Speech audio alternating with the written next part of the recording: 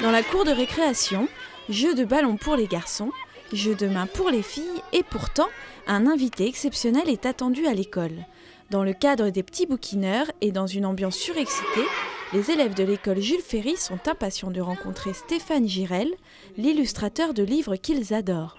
Les dessins, ils sont un peu marrants parce que parfois il y a un œil en haut et parfois il y a aussi un œil en bas.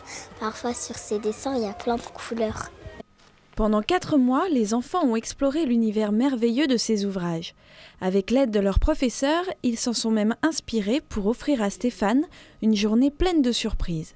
Il y a une exposition, ils ont vraiment travaillé sous diverses formes, donc il y a eu même une petite pièce de théâtre, il y a eu un diaporama. Voilà, c'est les interventions que j'appelle tapis rouge, où on est accueillis comme des princes. Et lorsque les enfants rencontrent celui qui les a fait rêver, les questions fusent, même les plus saugrenues. C'est quoi ton plat préféré ? Pour Stéphane, cette rencontre enrichissante a toute son importance. J'ai envie que les enfants n'aient pas peur du livre, voilà. Que ça ne soit pas un instrument de travail, que ça soit un instrument de plaisir. Et que le livre, ça n'a rien de sacré, que le livre, c'est là pour vraiment pour apporter de l'amusement et du plaisir. Pour découvrir le travail de toutes les écoles, une exposition est proposée à l'Hôtel de Ville jusqu'au 24 mai, pour les petits, mais aussi pour les grands.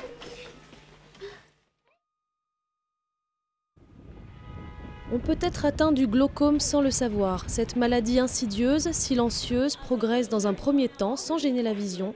Mieux vaut donc consulter régulièrement pour un dépistage. Le risque, c'est d'avoir progressivement une altération, donc une diminution du champ visuel, qui peut éventuellement évoluer vers la cécité complète. Donc le glaucome est une maladie cécitante, elle rend aveugle, sans le savoir.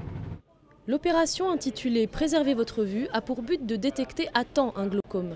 Après avoir rempli un questionnaire sur d'éventuels facteurs à risque tels que l'hérédité, le visiteur subit des tests de champ de vision et de pression intraoculaire.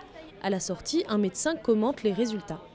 Eh bien, résultat des courses, j'ai une pression un petit peu trop élevée à l'œil droit, exactement.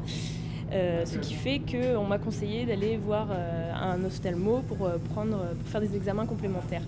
On m'a rassuré, on m'a dit que c'était bon. Hein. Je me sens bien. Je suis content de savoir que j'ai rien, en principe, quoi.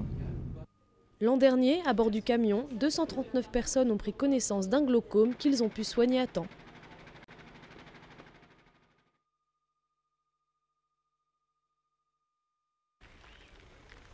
À l'entrée de la MJC, des murs tout blancs attirent l'attention.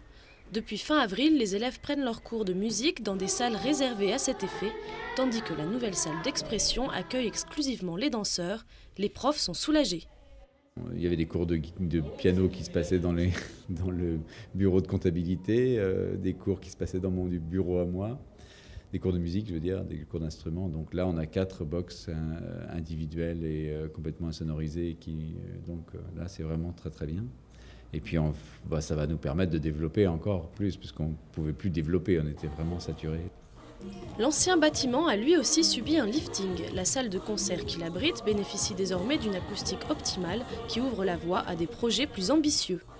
Cette salle étant maintenant vraiment destinée à la fois à la résidence d'artistes, aux masterclass et à la diffusion culturelle bien entendu, va nous permettre de faire une programmation beaucoup plus régulière et de développer le festival Jazz à l'Ouest déjà bien connu, à Rennes et bien au-delà, puisque la prochaine édition du 4 au 10 novembre 2006 va nous permettre vraiment de faire un festival renouvelé. Pour partager ces nouveautés, la MJC ouvre ses portes samedi entre 14 et 19h. Expositions, concerts et spectacles sont au programme de cette inauguration.